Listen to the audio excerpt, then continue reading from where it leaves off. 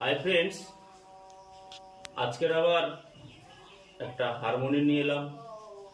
একটু সবাই বলছে ফেসবুকে যে নাকি আমার গলাটা খুব ভালো, তাই নাকি সবাই বলছে তুমি গান গাও।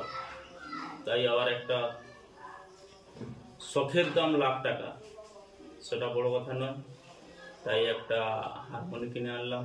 আজ প্রথম দিন ইউটিউবে দেখে একটু রেওয়াজ করছি, দেখুন ঠিকঠাক হচ্ছে কিনা। আমার প্রিয় ফেসবুকের বন্ধুগণ দেখুন। সা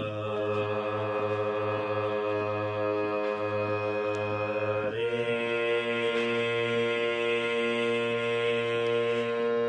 গা মা পা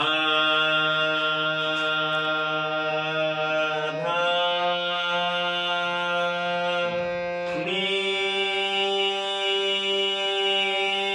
সা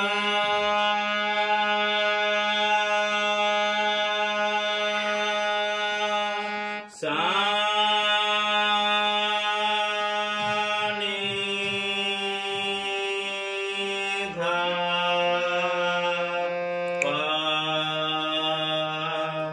মা গা রে সা।